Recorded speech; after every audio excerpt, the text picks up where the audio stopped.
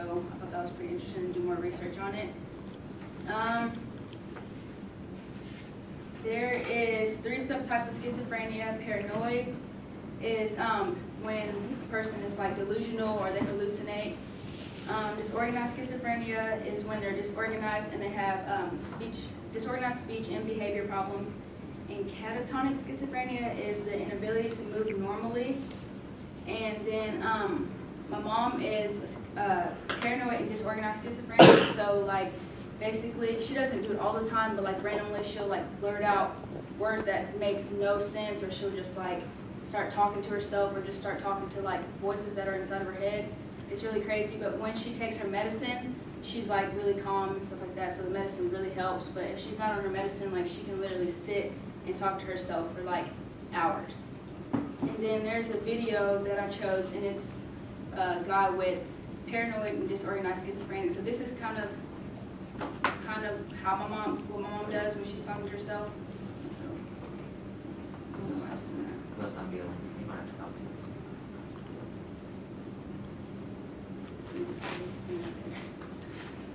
How do I do that? Just push escape.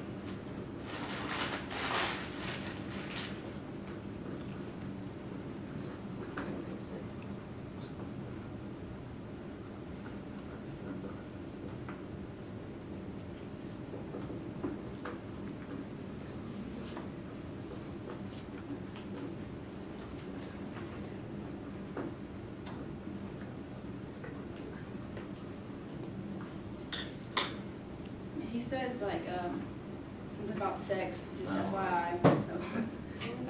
Oh my gosh. Sex? Blasphemy.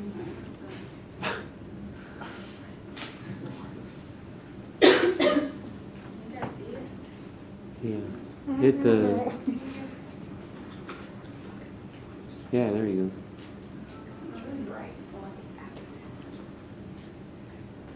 Oh, no.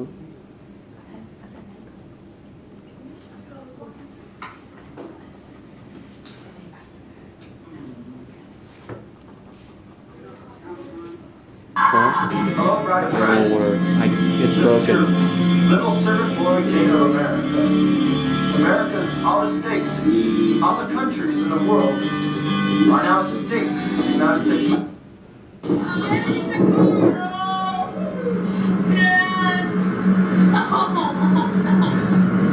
This is a blast, Nick. I'm getting it on tape. You break the law, though, because I don't have my seatbelt You on. know what? You get your butt back in the chair now. I can't pull over until I got it's big enough. Where's my smokes? Wait until I find a spot that is big enough to pull over.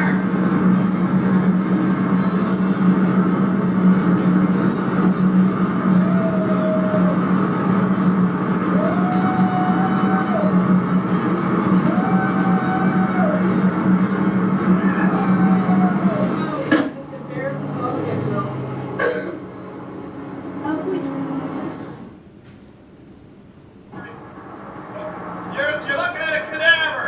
Okay, this ain't a cadaver. We got tons of them, all right? There's a spirit talking to you here. I like to have a smoke after sex, and I've been having sex with God non-stop. Okay, I'm his bride. We are his bride, all right? The marriage of the Lamb is here. We've been married, all right? He's married us. The word for today is clean. Guilty. So basically, that was a video of him just having some of his episodes of schizophrenia. My mom doesn't do like stuff like that, like hanging out the window and stuff, but with more like talking and having like bad behavior is more of what she does. And then I thought that was interesting because it's just crazy. Like if they're not on their medicine, they will really, like it'll really have an effect on them.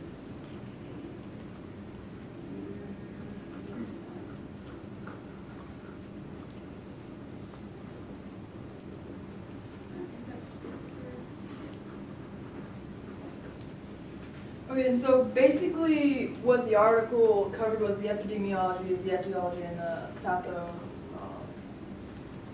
pathophysiology to improve the treatments. And so I just want to go over how those played a role into each one. So the epidemiology, incidence studies of relativity, rare disorders such as schizophrenia, are difficult to carry out, and the variations in prevalence can be related to several different factors. So that's for the epidemiology, the etiology.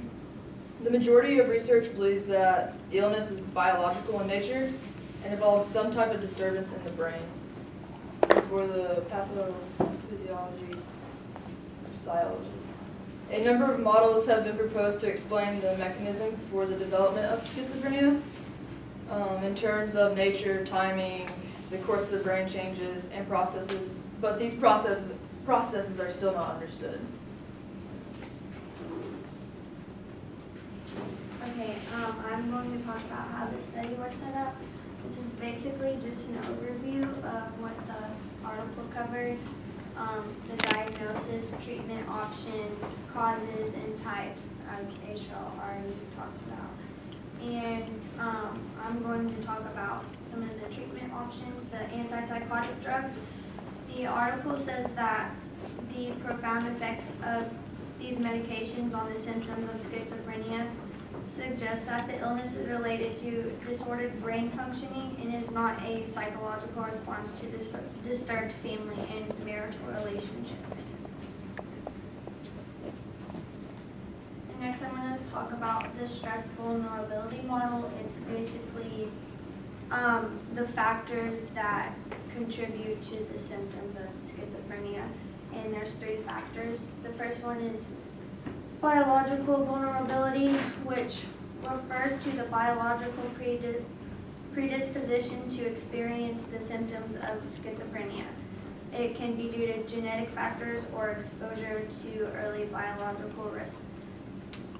Stress. If a person has a biological vulnerability or predisposition already to schizophrenia, excessive stress can trigger the symptoms.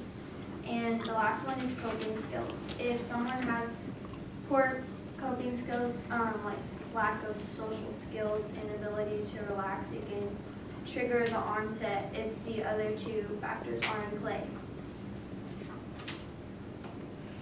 And this just shows you kind of the age when the onset occurs. The onsets occur for schizophrenia, and as you can see, it's more around the age of 20 to 30.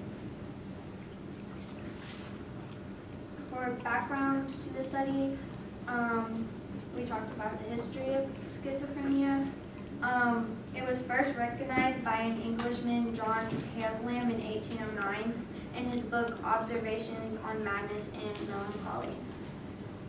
A greater stride was made in 1898 when German psychiatrist Emil Kraepelin described the illness more and had the symptoms grouped under Latin term dementia praecox.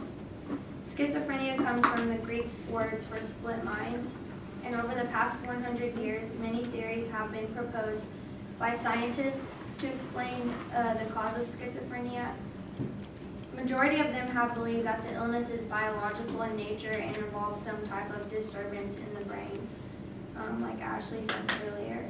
But advances in biological research have led this theory to be a little more abandoned, but there's still controversy on what exactly causes schizophrenia.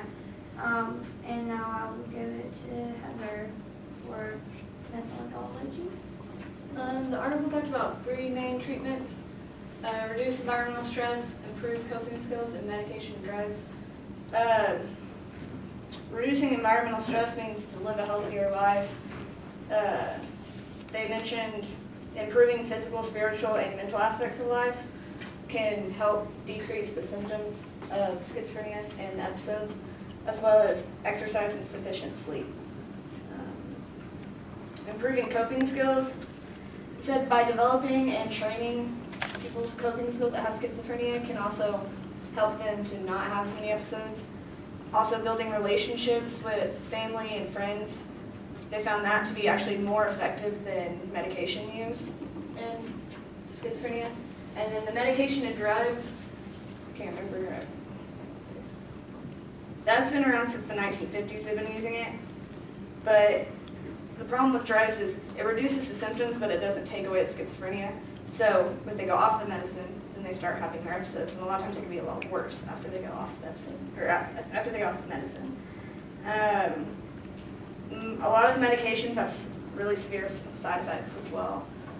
And then alternative treatment, they talked about fish oils, and like having a healthier diet also proved to help not have episodes.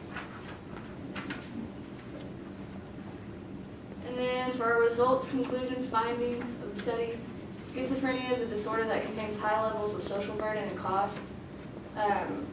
Evidence shows that schizophrenia can't be cured, but reducing the symptoms can be successful. Self-motivation, a change in attitude towards the disability, and self-determination can help the recovery time.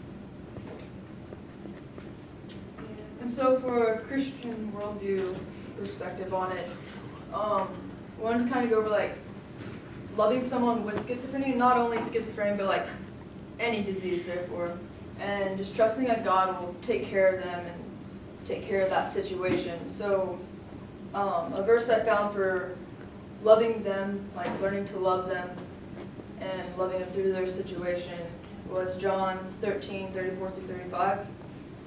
And it says, "Now I command you, I give a new command I give you, love one another.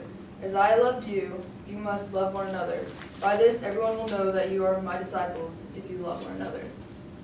And then for the second part of it, trusting that God will take care of those with schizophrenia, or therefore with, even like for us, any of our problems. A verse I found was Matthew 11:28. It says, "Come to me, all of you who are weary and burdened, and I will give you rest."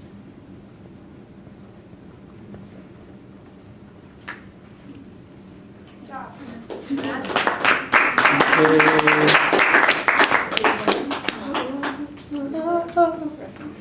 What?